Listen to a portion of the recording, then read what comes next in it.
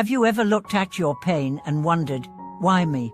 Have you ever felt as though your suffering is a punishment from the universe, an inescapable curse passed down by fate?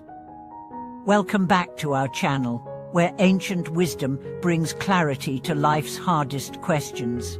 Today, we explore one of the most misunderstood experiences of the human condition, suffering. And we turn to the profound insights of Dilgo Khyentse Rinpoche, a master of Tibetan Buddhism, to guide us. He shows us not only how to endure suffering, but how to transform it into compassion, clarity, and strength. From the earliest teachings of the Buddha, suffering has stood at the center of spiritual inquiry. The first noble truth does not sugarcoat reality, it declares that life, as most people live it, includes suffering. Physical pain, emotional sorrow, loss, confusion, fear. These experiences are not mistakes, they are not punishments. They are part of the human journey. But here's the shift. While suffering is inevitable, being destroyed by it is not. The great masters, like Dilgo Khyentse Rinpoche, remind us that suffering is not a sentence, it is a path, a doorway, a sacred teacher. When we begin to see pain in this light, everything changes. Let's begin by examining the false belief that suffering is punishment. This belief is deeply ingrained in many of us. When something goes wrong, we immediately look for blame within ourselves or outside. Maybe I'm being punished for past mistakes. Maybe I don't deserve happiness. These thoughts are subtle forms of self-hatred. They grow in the soil of misunderstanding. Buddhism teaches that suffering arises not because we are bad, but because we are human. Because we are clinging to what changes, because we are resisting what is, because we are misunderstanding reality. Karma is not a system of rewards and punishments. It is the law of cause and effect. If you plant seeds of anger, you grow conflict. If you plant seeds of compassion, you grow peace. But sometimes, we are living out seeds planted long ago by ourselves, by others, by the collective. The point is not to judge. The point is to become aware. And through that awareness, to change the pattern. Dilgo Khyentse Rinpoche teaches that the greatest opportunity in suffering is not escape but transformation. He encourages us to sit with our pain, not as victims, but as students. To ask, what is this suffering pointing to? What illusion is it burning away? What strength is it calling forth? This perspective requires courage.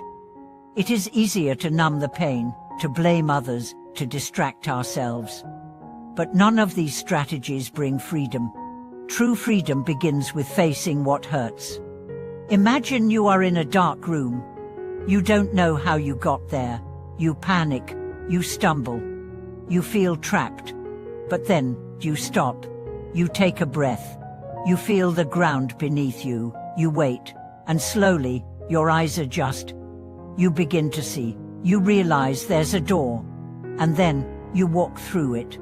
This is how suffering transforms you, not by removing you from the darkness, but by teaching you how to see in it. And the light that emerges is compassion. When you allow your own pain to soften your heart, you begin to understand others. When you see how deeply you hurt, you no longer want to cause harm. When you realize that everyone is carrying something heavy, you stop judging. You start helping. This is the birth of the Bodhisattva spirit. A Bodhisattva is not someone who escapes suffering. A Bodhisattva is someone who uses suffering as fuel for service. Dilgo Khyentse Rinpoche lived this truth. He endured exile, illness, hardship. Yet he radiated peace. Because he didn't run from pain, he embraced it. He let it teach him. He let it open him. He taught that every suffering, no matter how small or great, can become a bridge to others. Stub your tui. Feel the sharp pain. Take that moment to think of all beings in pain right now. Offer your breath.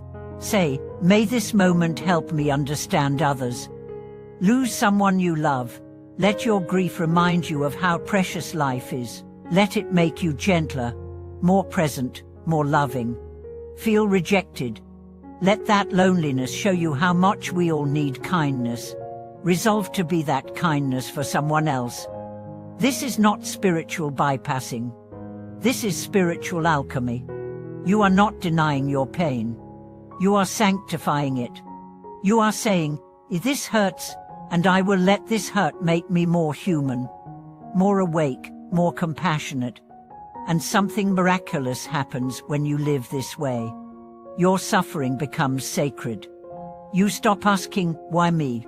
and start asking, "How can I serve?"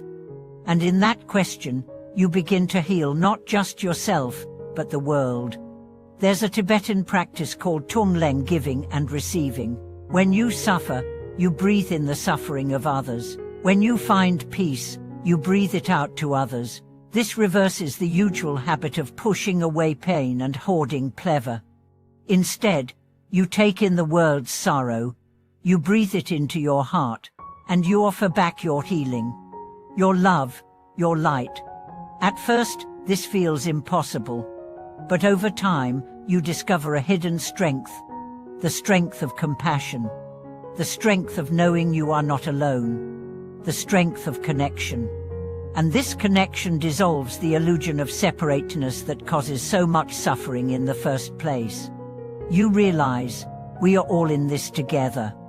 Every person you pass is carrying invisible wounds. Every smile hides a story.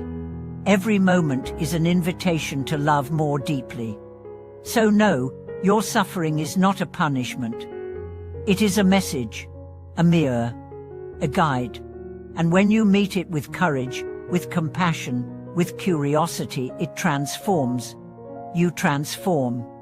You stop being someone suffering happens to, and become someone who uses suffering to awaken. This is what Dilgo Khyentse Rinpoche taught. This is what the Buddha lived. This is what you are capable of. The next time life breaks your heart, let it break it open. Let the pain become prayer. Let the hurt become healing. Let the wound become a window.